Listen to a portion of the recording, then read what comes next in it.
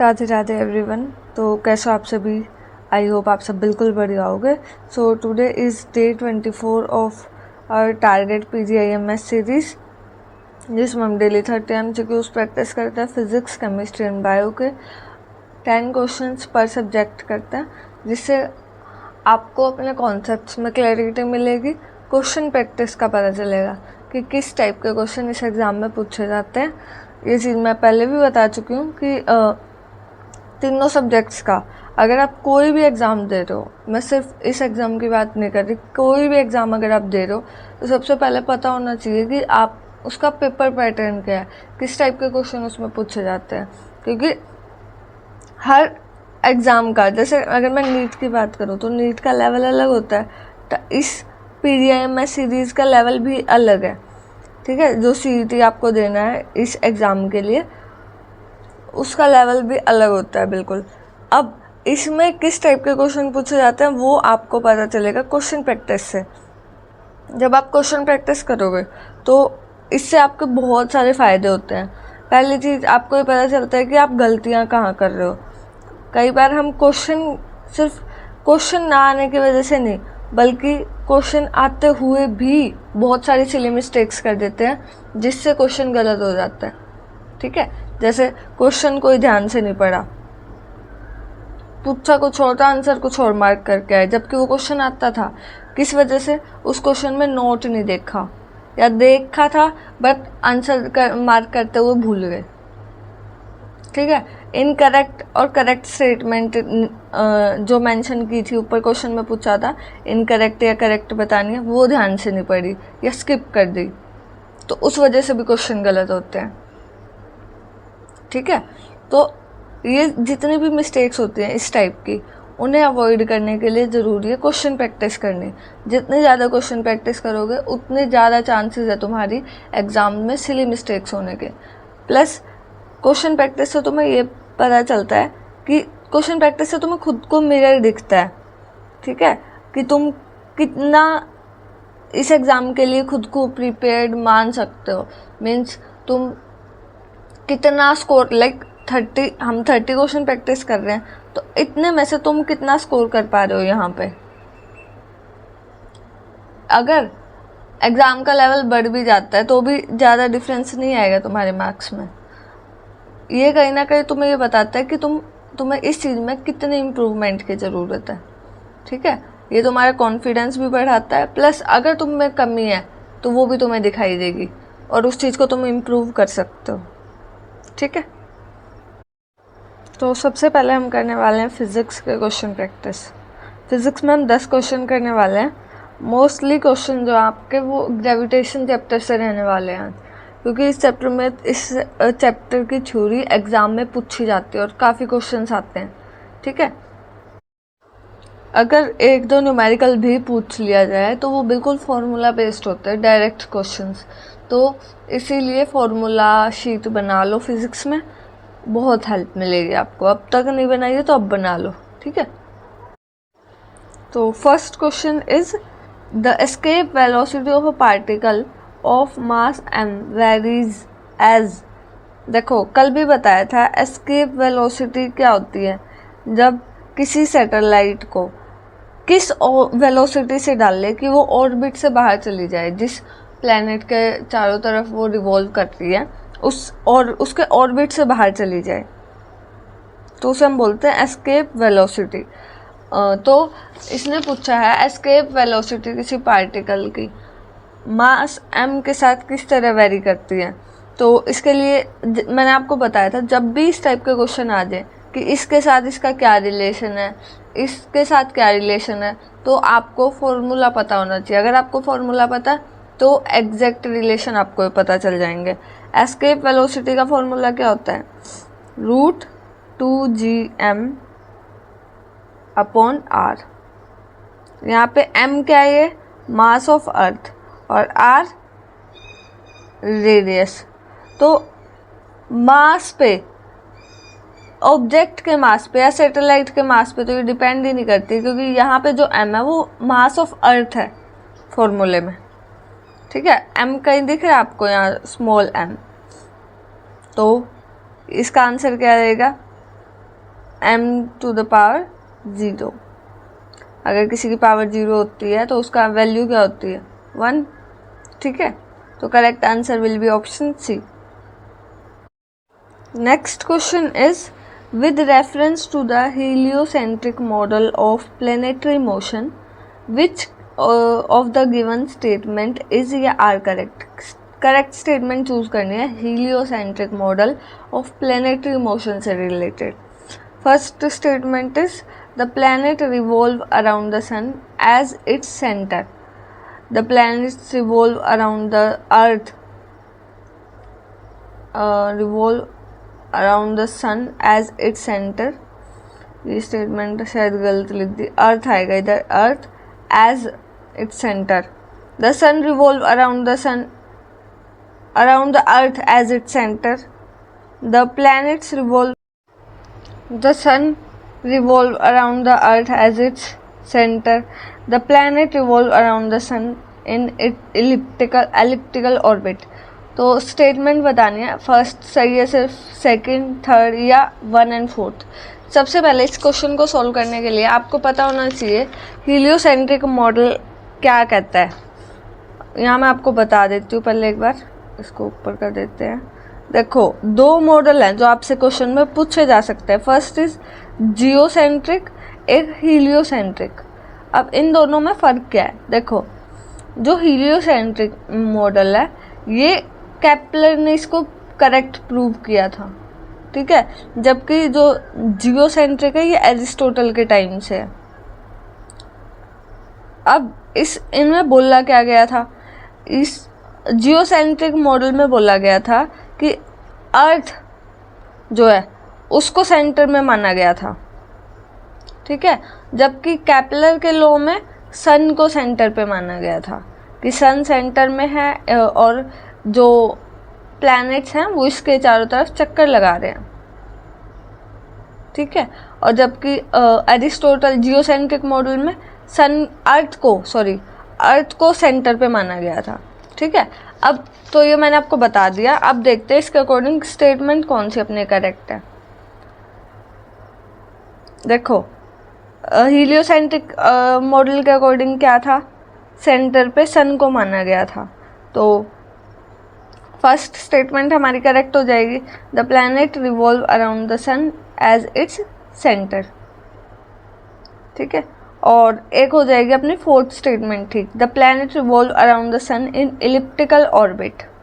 तो option D will be correct, 1 and 4 statement is correct. Next question is weight of body is maximum eight.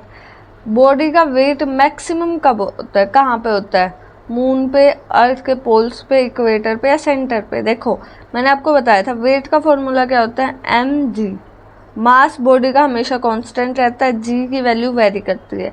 तो जी की value जहाँ पे maximum होगी वहाँ पे क्या होगा, वेट मैक्सिमम होगा, और जी की वैल्यू जहाँ मिनिमम होगी वहाँ वेट मिनिमम होगा किसी भी बॉडी का। तो वेट मैक्सिमम कब होता है, मीन्स जो जी की वैल्यू है वो मैक्सिमम कहाँ पे होती है, पोल्स पे, अर्थ के पोल्स पे। तो वेट भी कहाँ मैक्सिमम होगा, अर्थ के पोल्स पे। Option B will be correct, ठीक है। Next question is the time period of geostationary satellite is 6 hours, 12 hour, 24 hour या 48 आवर्स। तो कितना टाइम पीरियड होता है जियो स्टेशनरी का? देखो, इसके लिए आपको पता होनी चाहिए जियो स्टेशनरी सैटेलाइट्स के बारे में कुछ बातें। सबसे पहली चीज़, जियो स्टेशनरी सैटेलाइट होती कौन सी है? वो सैटेलाइट्स जो अर्थ के इक्वेटर के अराउंड चक्कर लगाती है, ठीक है।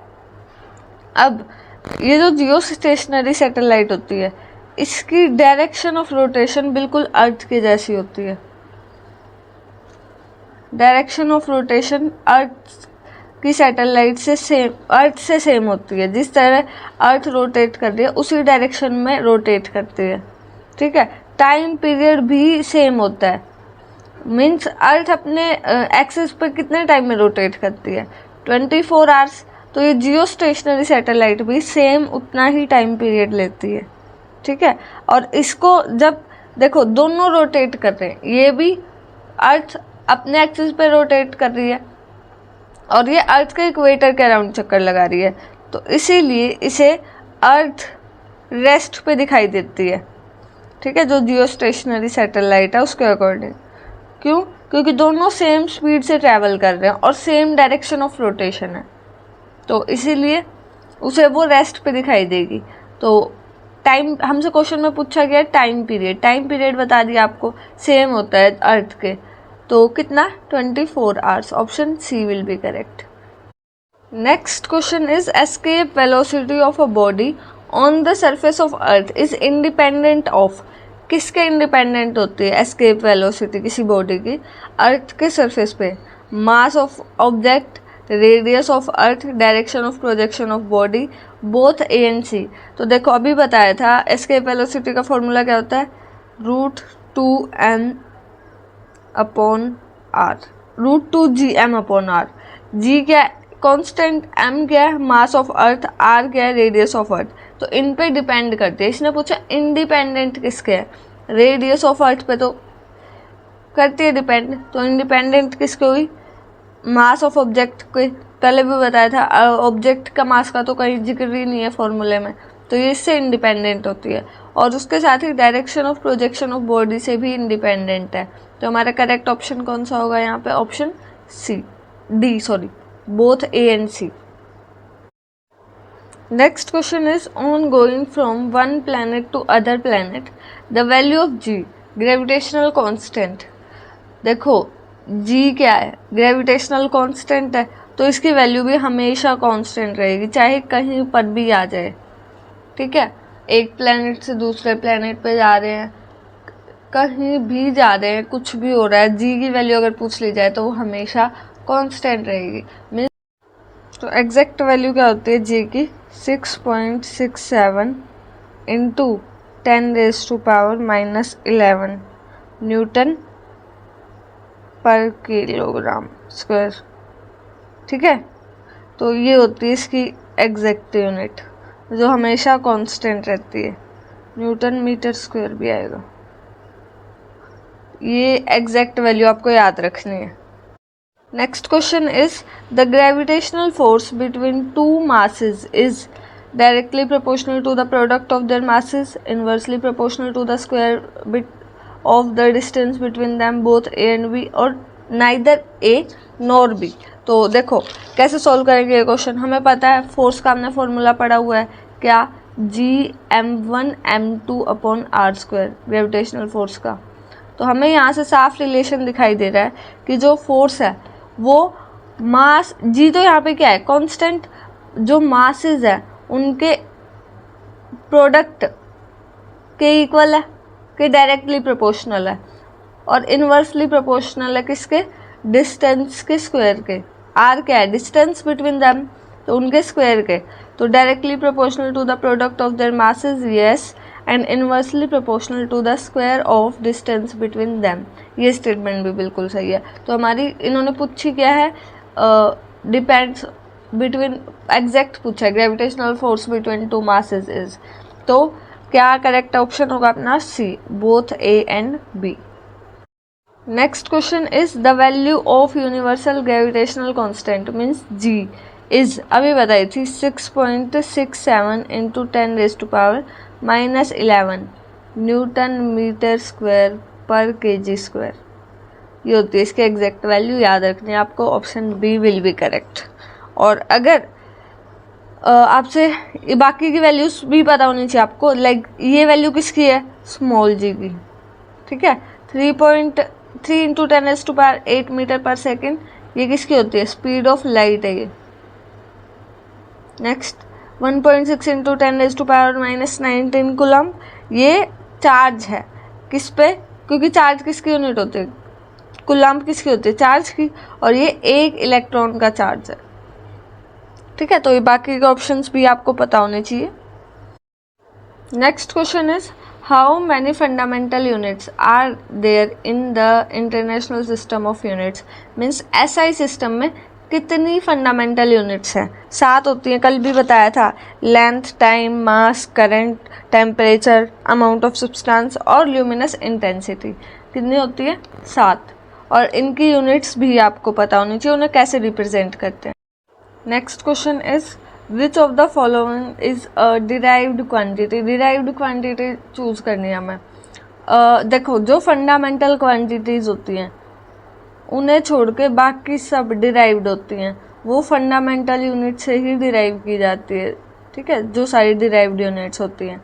ऑप्शन क्या क्या है? Mass, temperature, electric current and work. तो देखा हमने मास क्या होता है, फंडामेंटल क्वांटिटी होता है, इसका ऐसा यूनिट क्या होती है? KG, kilogram. टेम्परेचर भी हमारी फंडामेंटल क्वांटिटी है, इसकी यूनिट क्या होती है? केल्विन। इलेक्ट्रिक करंट भी फंडामेंटल है, इसकी यूनिट होती है एम्पियर, ठीक है। वर्क फंडामेंटल क्वांटिटी नहीं होती, तो correct answer will be option D. तो फिजिक्स के हमारे क्वेश्चंस कंप्लीट हुए, 10 क्वेश्चंस। अब हम करने वाले हैं केमिस्ट्री के क्वेश्चन प्रैक्टिस, जिसमें हम 10 क्वेश्चन करने वाले हैं। हर टाइप के क्वेश्चन रहेंगे जो एग्ज़ाम में पूछे जाते हैं जिस तरह से। तो साथ साथ आपको आई होप अभी भी आप लोग खुद सॉल्व कर रहे होगे, वीडियो को मूवी की तरह नहीं देख रहे होगे, साथ साथ अपना एनालिसिस भी कर रहे होगे। देखो, अभी इस टाइम पे आके ना बहुत सारे स्टूडेंट्स को डिमोटिवेशन भी फील हो रहा है, क्योंकि एग्ज़ाम के फॉर्म्स निकल नहीं रहे हैं, और बहुत सारे ऐसे जिन्हें जब तक फॉर्म नहीं निकल जाता तब तक वो आ ही नहीं रहा कि हाँ एग्ज़ाम देना है, इस टाइप से। देखो, डीमोटिवेट होने का भी कोई भी फ़ायदा नहीं है तुम्हें। अगर हो भी रहा है ना तो भी सोच लो, थोड़े से टाइम की बात है। अगर तुम इस टाइम पे आके, अभी तक तुम बिल्कुल सही कर रहे थे सब, इस टाइम पे आके कमज़ोर पड़ोगे या हौसला हारोगे, हिम्मत हारोगे, या ये सोचोगे कि जब फॉर्म निकलेंगे तब अच्छे से स्टार्ट करेंगे, तो तुम पीछे रह जाओगे, ठीक है। क्योंकि अभी इस टाइम पे भी बहुत सारे स्टूडेंट्स ऐसे होंगे जो एफर्ट्स कर रहे होंगे, मेहनत कर रहे होंगे और इस एग्ज़ाम के लिए जान लगा रहे होंगे, क्योंकि उन्हें गवर्नमेंट सीट चाहिए, ठीक है। तो अपने आप को बिल्कुल भी लो मत फील होने दो। अगर हो भी रहा है तो भी लगे रहो, रुकना मत। अगर तुम्हें ये भी हो रहा है ना कि आज नहीं मन कर रहा, आज नहीं करता, मैं क्वेश्चन प्रैक्टिस नहीं करता, या आज सिलेबस रहने दो, कल आज वाला कल कर लूँगा, तो अगर ये सब चीज़ें फील भी हो रही फिर भी काम कर लेना, ठीक है। ये सोच के बस आज करूँगा, कुछ भी बोलो, खुद को किसी तरह से भी दिलासा दो, बट काम नहीं छूटना चाहिए, ठीक है। जो आज का काम है वो आज ही करना है, क्योंकि बहुत सारे स्टूडेंट्स हैं ऐसे जो ये चीज़ें कर रहे हैं कि नहीं हो रहा छोड़ देते हैं, तो तुम उनसे आगे जा रहे हो। अब तुम भी वही करोगे तो तुम भी उनके साथ पीछे रह जाओगे, ठीक है।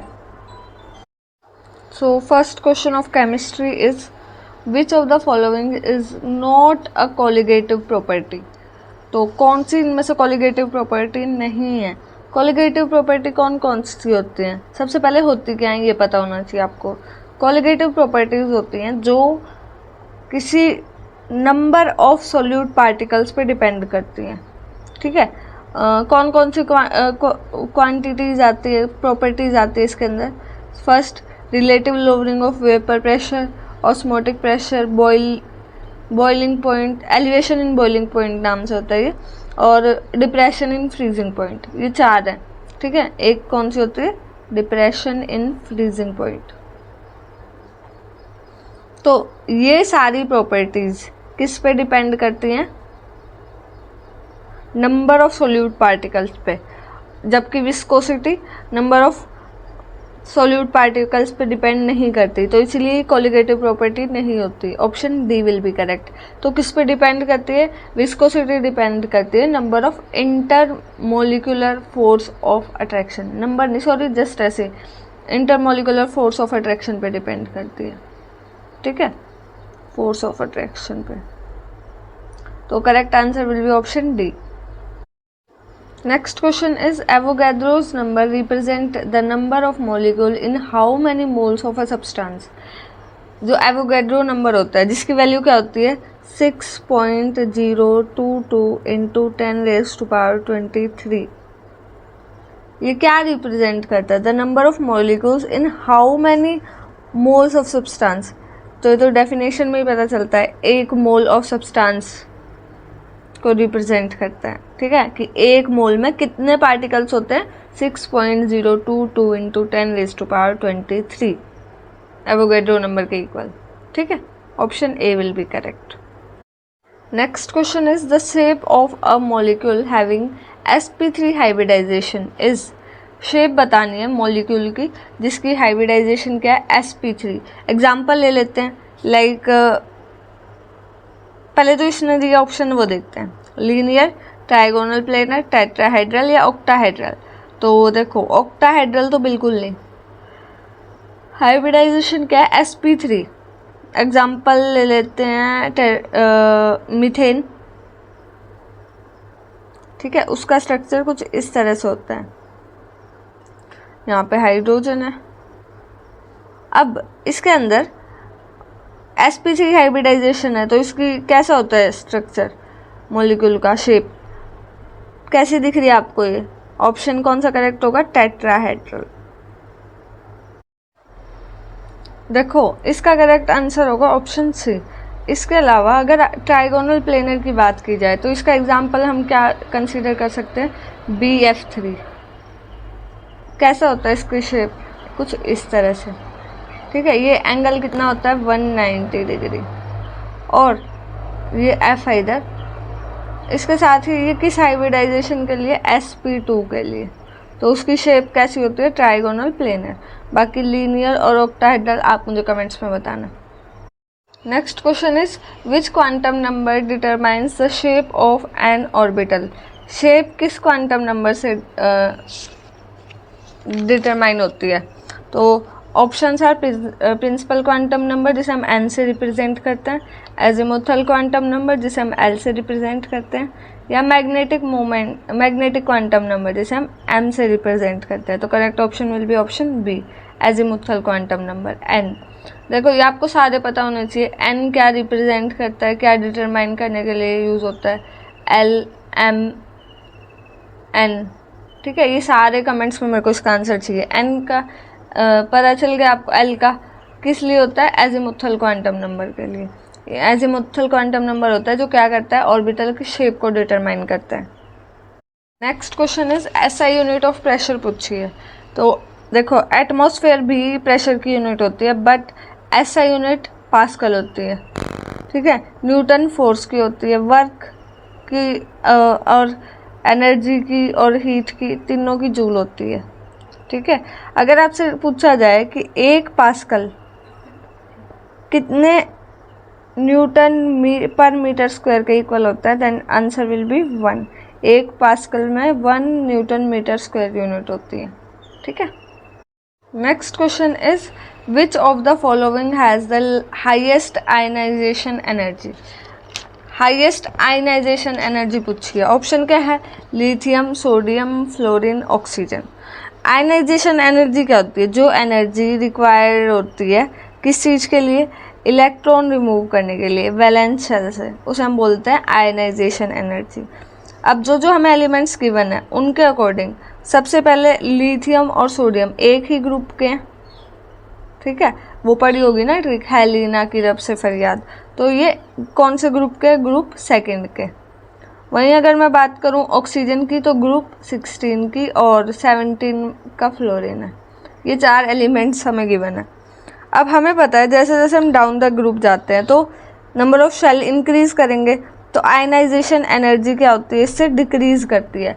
जितनी ज़्यादा शेल होंगी वैलेंस शेल से इलेक्ट्रॉन निकाल पाना उतना ही आसान होता है। वहीं अगर मैं बात करूं ऑक्सीजन और फ्लोरीन के केस की, तो ये जैसे जैसे हम लेफ़्ट टू राइट जाते हैं तो साइज़ क्या करता है, डिक्रीज करता है साइज़, और साइज़ डिक्रीज करेगा इट मीन्स आयनाइजेशन एनर्जी ज़्यादा लगेगी, इंक्रीज करेगी। हमसे पूछा सबसे ज़्यादा किसकी होगी, तो लेफ़्ट टू राइट जाने पे आयनाइजेशन एनर्जी इंक्रीज कर रही है, इट मीन्स फ्लोरीन की सबसे ज़्यादा होगी। Option C will be correct. Next question is the bond angle in water H2O is approximately. देखो वाटर की शेप कैसी होती है, सबसे पहले कुछ इस तरह की शेप बनाता है, ये 2 लोन पेयर प्रेजेंट होते हैं, तो जो शेप होती है वो बैंड शेप होती है, और इसके बीच का जो एंगल होता है, जो बॉन्ड एंगल हमसे पूछा गया, दैट इज 104.5 डिग्री। तो correct option will be option B. Next question is which of the following is not a strong electrolyte. जो स्ट्रॉन्ग इलेक्ट्रोलाइट होते हैं वो क्या होते हैं, जो कम्प्लीटली आयनाइज हो जाते हैं वाटर में, उसे हम स्ट्रॉन्ग इलेक्ट्रोलाइट बोलते हैं। और जो वीक होते हैं वो कम्प्लीटली आयनाइज नहीं होते वाटर में। तो इसने पूछा है नॉट अ स्ट्रॉन्ग इलेक्ट्रोलाइट, कौन सा इनमें से। NaCl तो स्ट्रॉन्ग इलेक्ट्रोलाइट है, HCl भी है, H2SO4 भी होता है, बट CS3COOH एक स्ट्रॉन्ग इलेक्ट्रोलाइट नहीं है। तो ऑप्शन कौन सा करेक्ट हो जाएगा, option C. Next question is which gas is liberated when an acid reacts with a metal. जब कोई एसिड मेटल के साथ रिएक्ट करता है तो कौन सी गैस लिबरेट होती है, ऑक्सीजन, हाइड्रोजन, कार्बन डाइऑक्साइड या नाइट्रोजन। ये रिएक्शन करके देख लो चाहे। वैसे ये क्वेश्चन ना बहुत बेसिक है और बहुत लाइक 10th 11th में भी पूछा जाता है क्वेश्चन, तो उनके स्टूडेंट्स को भी पता होगा। तो कौन सी गैस होती है, हाइड्रोजन गैस होती है। वो याद हो तो वो पढ़ा था 10th क्लास में, फर्स्ट ही चैप्टर में था। उसमें पॉप साउंड रिलीज होती है, ठीक है। जैसे एग्जांपल ले लेते हैं हम, कोई भी हमने एसिड लिया HCl, इसके मेटल के साथ रिएक्शन करवाई लाइक सोडियम, तो क्या बनता है NaCl, और उसके साथ ही कौन सी गैस रिलीज होती है, H2 गैस, ठीक है। कौन सी पॉप साउंड रिलीज होती है साथ में। तो option B will be correct. Next question is the oxidation number of sulphur in H2SO4 is. H2SO4 में हमें सल्फर का ऑक्सीडेशन नंबर बताना है। तो देखो H2SO4 लिखते हैं पहले, किसका बताना है, सल्फर का, तो इसको X मान लेंगे। हाइड्रोजन का कितना होता है 1, और ये 2 है तो यहाँ पे +2 हो जाएगा, प्लस सल्फर को हमने X मान लिया, प्लस ऑक्सीजन का कितना होता है -2 × 4। अब इस सब को हम लिख लेंगे इक्वल्स टू 0। अब यहाँ से हम X की वैल्यू निकाल देंगे। यहाँ क्या हो जाएगा +2 + X प्लस सॉरी माइनस होगा क्योंकि प्लस माइनस माइनस हो जाएगा, ये -8 इज इक्वल्स टू 0। तो यहाँ से x की वैल्यू क्या आ जाएगी 8 - 2 दैट इज इक्वल्स टू 6। तो ये हमारी हो जाएगी x की वैल्यू मीन्स सल्फर के oxidation state, oxidation number in H2SO4। Option B will be correct. इस टाइप से निकालना है, ये इस टाइप के जितने भी क्वेश्चन आ जाएंगे, लाइक किसी की भी ऑक्सीडेशन स्टेट पूछ ली जाए किसी भी कंपाउंड को देके, ठीक है। तो पर्टिकुलर की लिखो, जिसकी निकालनी है उसकी x मान लो इक्वल्स टू 0, कोई चार्ज नहीं है ना इस पर। तो इस तरह से सॉल्व करना है ये क्वेश्चन। सो अब हमारे केमिस्ट्री के भी 10 क्वेश्चंस हो चुके हैं। अब हम करने वाले बायोलॉजी के क्वेश्चंस। बायो के क्वेश्चन तो डायरेक्ट थ्योरी बेस्ड होते हैं, तो ये क्वेश्चन कोशिश किया करो जल्दी सॉल्व करने की। बट इसका ये मतलब नहीं है जल्दी के चक्कर में कुछ भी मार्क कर दो। लाइक क्वेश्चन ध्यान से पढ़ना है, ऑप्शंस भी ध्यान से पढ़ने हैं, बट कोशिश करो क्वेश्चन प्रैक्टिस करते हुए स्पीड भी बढ़ाने की, ताकि क्योंकि देखो हर क्वेश्चन के लिए आपको एग्जाम में 1 मिनट मिलती है, बट आपको लास्ट में OMR भी फिल करनी होती है। तो बहुत सारे स्टूडेंट्स को तो बहुत टाइम लग जाता है OMR फिल करने में, तो इसीलिए आपकी स्पीड बढ़ानी ज़रूरी है। देखो ऐसा कुछ नहीं है कि पेपर सॉल्व करने में आपको बहुत टाइम लग जाएगा। बायो तो डायरेक्ट अगर आपको क्वेश्चन आता है तो तभी सॉल्व कर दोगे पढ़ते ही, क्योंकि उसमें तो थ्योरी होती है डायरेक्ट। केमिस्ट्री भी ऐसी पूछी जाती है। फिजिक्स में 60% क्वेश्चन डायरेक्ट थ्योरी बेस्ड होंगे, और बाकी के जो बच गए उनमें भी कुछ क्वेश्चंस होंगे न्यूमेरिकल जो डायरेक्ट फार्मूला बेस्ड होंगे। अगर आपको फार्मूला पता है तो तभी सॉल्व कर दोगे, ठीक है। कुछ क्वेश्चन होते हैं कॉन्सेप्ट बेस्ड, वो भी बहुत ईजी होता है, बस आपको कॉन्सेप्ट पता होना चाहिए। तो पेपर आपका एग्जैक्ट टाइम से पहले, बहुत पहले, लाइक स्टूडेंट्स तो आधा 1 घंटा पहले भी सॉल्व करके बैठ जाते हैं। इतना जल्दी हो भी जाता है पेपर आराम से। और उसके बाद OMR फिल करने हैं, या बहुत सारे होते हैं जो साथ साथ OMR फिल करते हैं, वो आप पे डिपेंड करता है। देखो आपको जैसे सही लगता है, बहुत सारे स्टूडेंट्स कहते हैं कि साथ साथ फिल करने में मेरे को सही लगता है, तो जैसा आपको ठीक लगता है कि मुझसे इसमें मिस्टेक्स नहीं होती इस तरह करने से, आप वैसे करना। बट उसके लिए आपको पेपर टाइम पे भी सॉल्व करना होता है पूरा, ठीक है। और उसके बाद OMR भी बहुत ध्यान से फिल करनी होती है। तो छोटी छोटी मिस्टेक्स बिल्कुल भी नहीं करनी है एग्ज़ाम के टाइम पे, और इसको पहले से ही खुद को इसके लिए प्रिपेयर करके चलो, ठीक है। So first question of biology is which one of the following is produced during VT culture. सबसे पहले आपको पता होना चाहिए वीटी कल्चर क्या होता है। तो अंगूर की खेती को हम बोलते हैं वीटी कल्चर, ठीक है। तो क्या प्रोड्यूस होता है वीटी कल्चर के दौरान? सिल्क, अर्थवॉर्म, हनी या ग्रेप्स। तो नाम से, डेफिनेशन से ही पता चल रहा है ग्रेप्स, ठीक है। बाकी इन तीनों की लाइक सिल्क कैसे प्रोड्यूस होता है, किस प्रोसेस से, अर्थवॉर्म, हनी, ये सारी की भी जैसे नेम आपको पता होना चाहिए, जैसे इसका विटीकल्चर है ना, तो उस तरह से, ठीक है। नेक्स्ट क्वेश्चन इज, इसमें हमें लिस्ट 1 और लिस्ट 2 गिवन है, हमें करेक्ट मैच करना है एंड देन ऑप्शन सिलेक्ट करना है करेक्ट। इनमें सबसे पहले हम वो मैच करेंगे जो हमें एग्जैक्ट पता है आंसर्स, ठीक है। जैसे एड्स किससे होता है?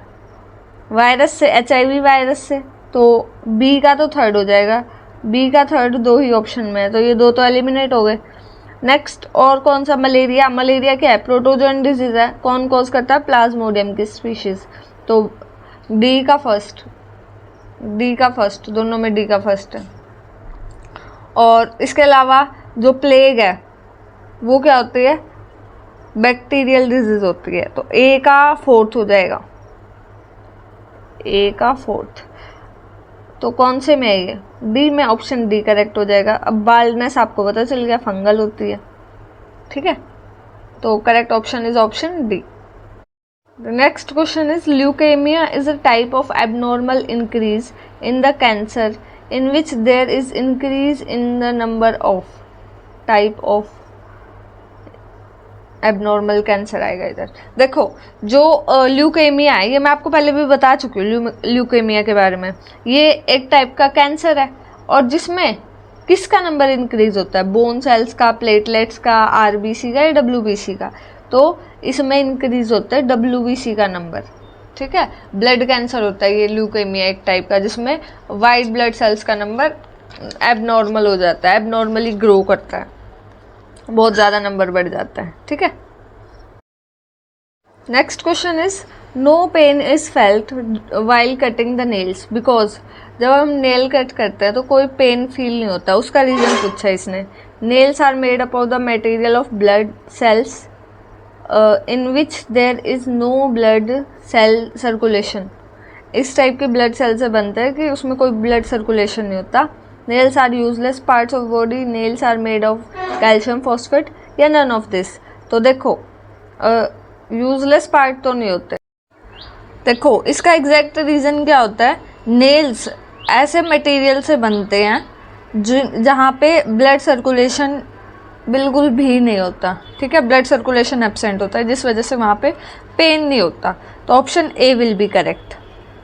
Next question is trophic level 1 includes. जो फर्स्ट ट्रॉपिक लेवल होता है उसमें क्या होता है?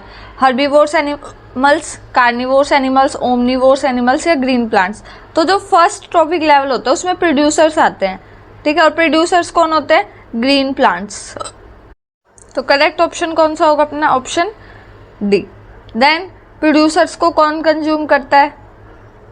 हर्बीवोर्स, ठीक है। जो ग्रीन प्लांट्स ईटिंग ऑर्गेनिजम्स होते हैं, हर्बीवोर्स। तो ये कौन सा हो जाएगा? Second trophic level. Then herbivores को जो कंज्यूम करते हैं उन्हें हम बोलते हैं कार्निवोर्स। तो ये इस तरह से ट्रॉपिक लेवल इंक्रीज करता जाता है। बट जो प्रोड्यूसर्स को कंज्यूम करेंगे वो होते हैं हर्बीवोर्स, ठीक है। अगर आपसे पूछ लिया जाए सेकंड ट्रॉपिक लेवल पे कौन होते हैं, तो प्लांट्स को खाने वाले हर ऑर्गेनिज्म को हम हर्बीवोर्स बोलते हैं। Next question is pungency in chillies is due to the presence of. जो मिर्च होती है उसमें तीखापन होता है, तो उसका रीज़न पूछा है इसने। क्यों, किसकी प्रेजेंस की वजह से होता है? लाइकोपिन, कैप्सेसिन, कैरोटीन या एंथोसाइनिन। तो करेक्ट आंसर क्या होगा इसमें अपना? ऑप्शन बी, ठीक है, कैप्सेसिन। ये ऐसा पिगमेंट होता है जिसकी वजह से क्या होता है? चिली के अंदर पंजेंसी होती है, तीखापन आता है। Next question is which of the following vitamin contains cobalt? इनमें से कौन सा ऐसा वाइटामिन है जिसमें कोबाल्ट होता है? Options are vitamin B6, B2, B1 या B12।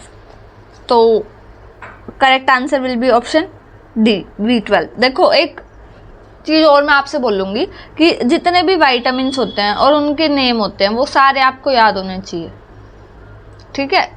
और जिन वाइटामिन्स की डेफिशिएंसी से होने वाले डिसऑर्डर्स भी, ए की कमी से क्या होता है, बी की कमी से क्या होता है, सी की कमी से, डी की कमी से, के, ई, ठीक है। तो ये सारे वाइटामिन्स और इनकी डेफिशिएंसी आपको याद होनी चाहिए। डेफिशिएंसी से रिलेटेड क्वेश्चन आते हैं और उसके साथ ही जो NCERT में जितने भी ह्यूमन फिजियोलॉजी के चैप्टर्स हैं उनके डिसऑर्डर्स, ठीक है, सारे disorders.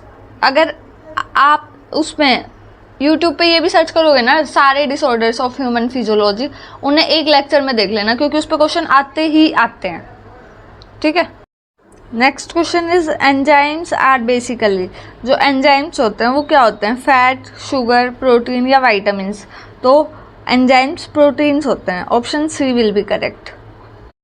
Next question is blood grouping was discovered by? Blood grouping किसने डिस्कवर की थी? Louis Pasteur, William Harvey, Robert Koch या लैंड स्टेनर?